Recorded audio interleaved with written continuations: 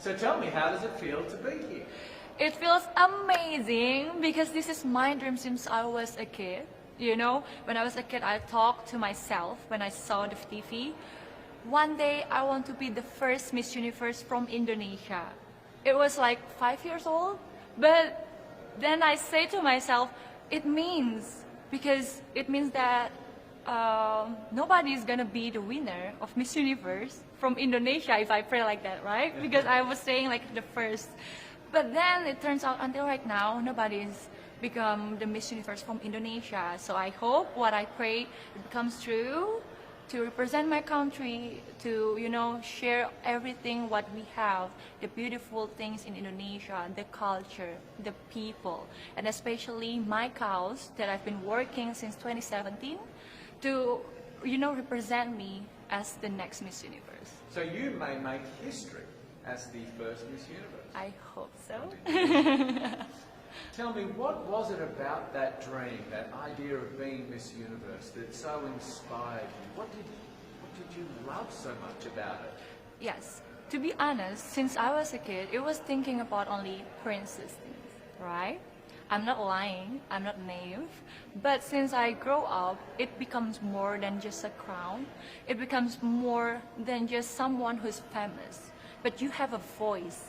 You have a voice that it's really meaningful to everyone, to inspire others, that you have a value that you can work on to inspire them to work together with you. Especially I have my cause that is Senyum Desa, or Smiling Village, which is we are focusing to help those people in remote areas because they are living in different quality with us, right? Especially Indonesia is a developing country.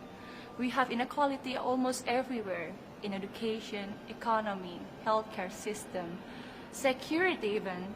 So that is what we are working on.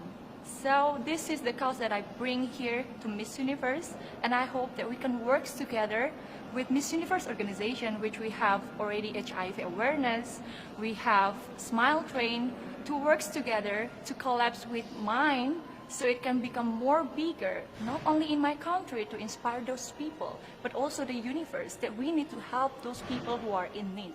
Because we are not living for ourselves. As what I believe, that living by giving is the best thing for your life. Because that's when you can see the true meaning of giving love and happiness. How has your voice, your platform, your work, how has it made a difference in Indonesia? Yes. So it was started in 2017 when I was just a student. Together with my friend, we started to do the charity. But when we think it's not only gonna be like this, you know, because we want more and more. So we need to make it formal, legally. So we made it as organization in Indonesia. And after I won the competition, from only 20 people or 30 people, it becomes 800 people around Indonesia. So we open national recruitment, and every time we visit to the charity, we open the libraries, we give them the seminar, we give them free healthcare checks, also together with the medicine, we teach them how to be independent, empowered as a woman. Because you know, in Indonesia especially, women get the glass ceiling that they cannot work, especially in remote areas. Once you can read or you can write, it means that you are smart enough for you to get married or for you to work, but not for a good, proper job. And that is what I'm really working on together with my friends. And yeah, since then, we've been having like 20 coordinators around Indonesia. We always trying to improve. We even have our own kindergarten for free for the kids. And it's very happy, you know, to see those people and those faces very happy to see that we care. Sometimes they don't just asking for, I'm asking for your money to help me. No, they just need our love. They need our care, that we want to help them, that we are brother and sister, and we are available for every time. How hard has it been to change some of those cultural sort of values, I suppose, or, you know, social conventions around Yes. women, you know, being educated enough to get married. How Yes. hard has it been to break through that and It's change? so hard. It's really tough. But, you know, we are living, sharing by example. That's why I said to them. So that's why I always give them a motivation, sharing moment. You know, they got inspired. That woman can become someone. I talked to them that we have our first woman president in our country, where we are still a developing country, but we have women as a president compared to around country in the world, right? So I talked to them that we can do things as long as we believe.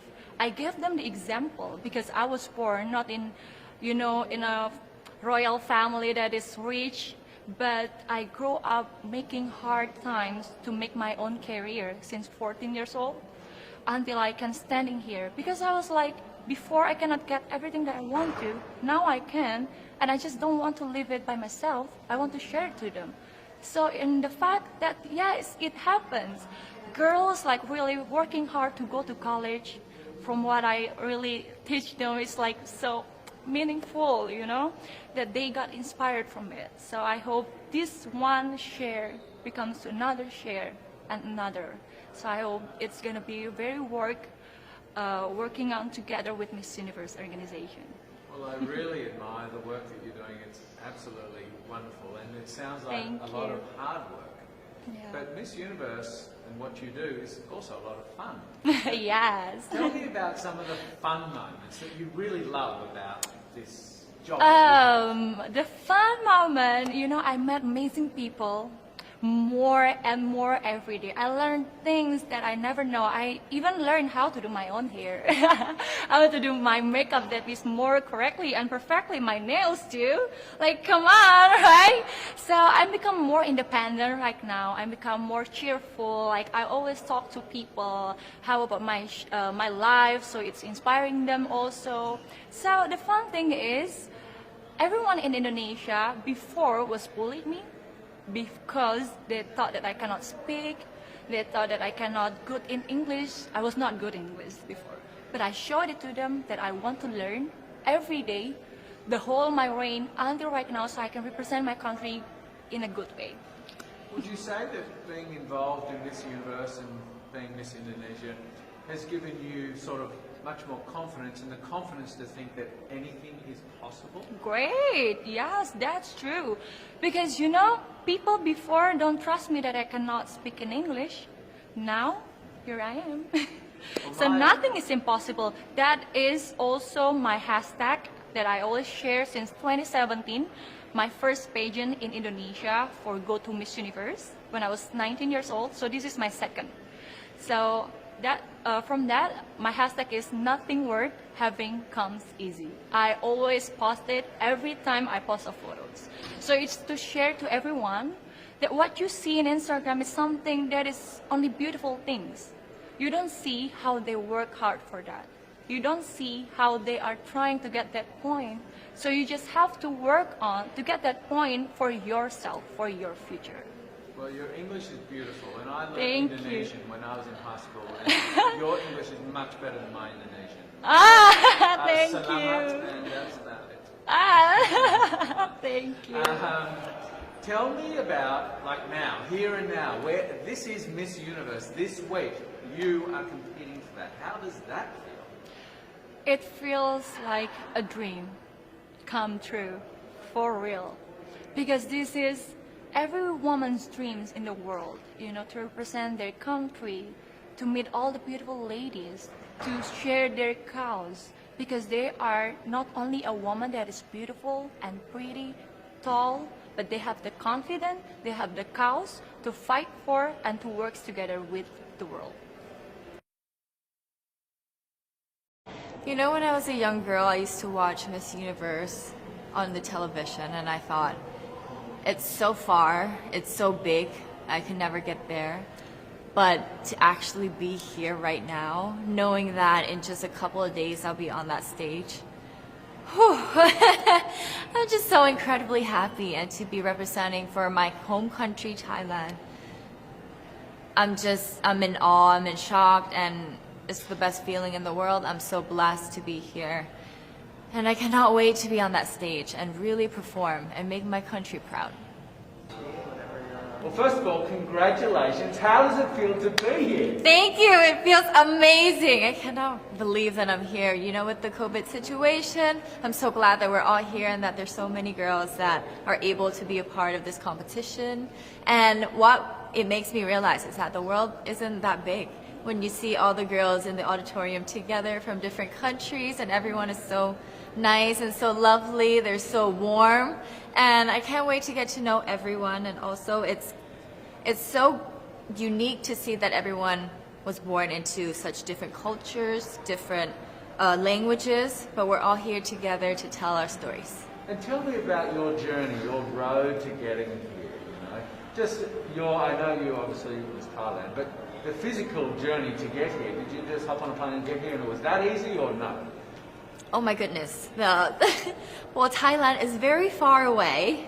That's one thing. And I really had to, it wasn't a struggle to get the visa, but it was a long process. And when I got the visa, I was very excited.